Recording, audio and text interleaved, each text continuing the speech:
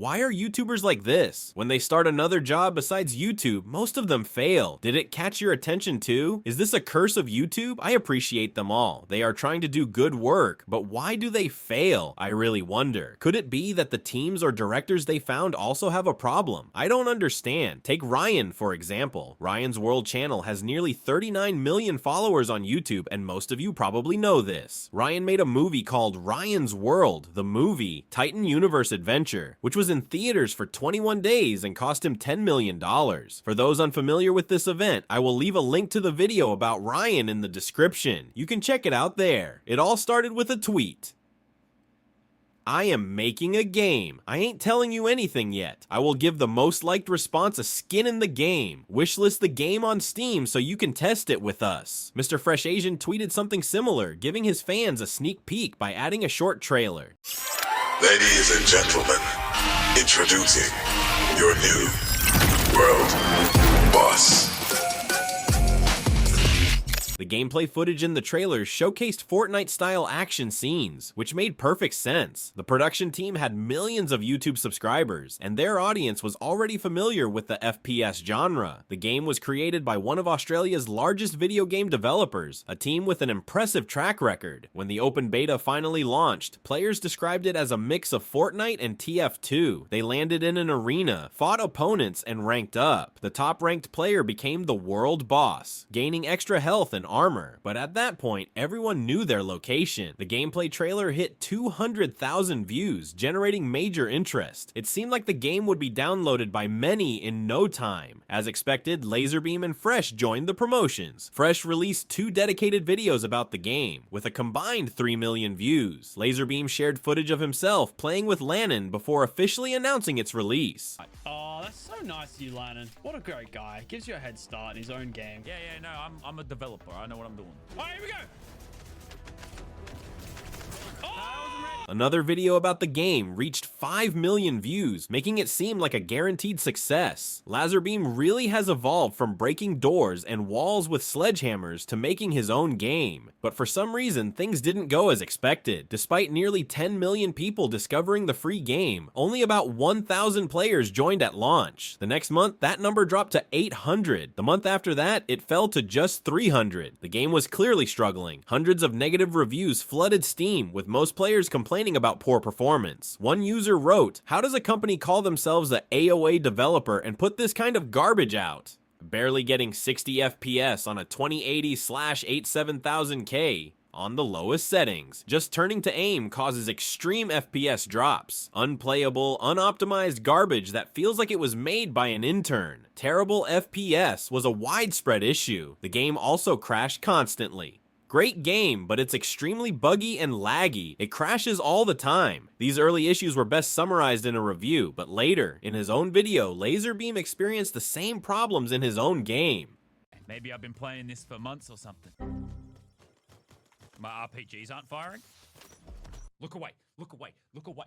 Jokingly stated that the game is perfect and nothing is broken, but emphasized that some issues persist despite the improvements. Still, with the crashes becoming less frequent, the game needed to maintain a player base. Reviews suggested cautious optimism. It will be a good game once they fix all the technical issues and bugs. However, even after these issues were resolved, the world boss was still rapidly losing players because the game mechanics also had many problems. Players complained, "I get bored quickly and I can't get anything out of the game."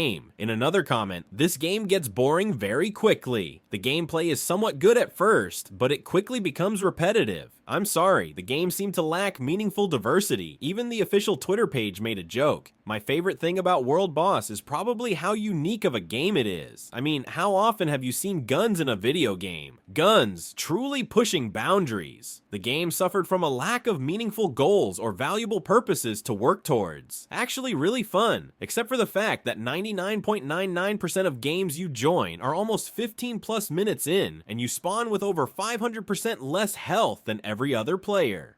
I spawned in with 1,000 health. The world boss, who is supposed to be the best, has over 7.5k health. LOL. What a legit joke. The game actually is fun if you spawn in a fresh server where everyone is upgrading together, but to put me in 5 straight games at level 1 when the world boss and 4+ other players are level 15+ with 5 to 10 times my health is laughable. As a result, players completely ignored the basic mechanics of the world boss instead of adopting them and preferred to fight among themselves. Instead of cooperating to defeat the game's formidable enemy, people avoided this challenge. This made World Boss feel like an ordinary shooter game without any unique aspects compared to similar games. In addition, the game's mechanics were not intuitive either. For example, when Fortnite was released, it was possible to understand the basic mechanics of the game with just a few minutes of watching. However, the situation was completely different for World Boss. Even after watching multiple videos and playing a few rounds, the game's concept and objectives were still unclear. The ironic thing is that the only thing that worked flawlessly was the in-game store. Despite the game being released in an unfinished and problematic state, microtransactions were fully functional from the very beginning. This clearly showed that the developers prioritized the money-making system over gameplay. Of course, this situation was not entirely the fault of Fresh and Laser. However, the game's promotion was also quite unsuccessful. For example, when World Boss was released, Fresh hadn't produced any content for about 6 months. His sudden return to promote the game did not create a very reassuring impression. Moreover, Fresh completely withdrew from the project and stopped producing game content altogether. Lazarbeam, on the other hand, only made a single promotional video and presented a project he had spent so much time on in a remarkably indifferent manner. Only 5 months after early access was launched, the game's concurrent player count dropped to 160. Meanwhile, Lazarbeam joined Impulsive as a guest and talked about the challenges in the gaming industry. So you got that, you've got the Fortnite skin, and then what about World Boss? That is cool. That is cool. Like, bro, games are tough. Games are very tough. I think it's like you make Prime, it's like I don't want to show more of the video due to copyright reasons. Anyone who wants can watch that video, but of course he will mention the important parts related to the topic. In the continuation of the video, getting people addicted to playing your game is a very difficult task. I can promote it as much as possible, but they won't play it endlessly just because I say, hey, play the game. Without continuous promotion, the game continued to decline. Even a major update didn't help save the game. The same month, PlaySide published its annual financial report, revealing a loss of $5.7 million. In the end, PlaySide completely stopped updating the game. The official Twitter and Instagram accounts were abandoned, and both Lazarbeam and Fresh stopped talking about it. When there were no players left, the game was completely filled with bots. Every single lobby is just bots and one god at the game. Love it. In conclusion, World Boss was a game that held great promise but ultimately failed to meet expectations. It had the potential to be successful, but it couldn't survive in the ruthless world of competition. If you liked the video and want to see more similar content, don't forget to subscribe to the channel and turn on notifications. This way, you can be the first to watch the new videos without missing them. See you.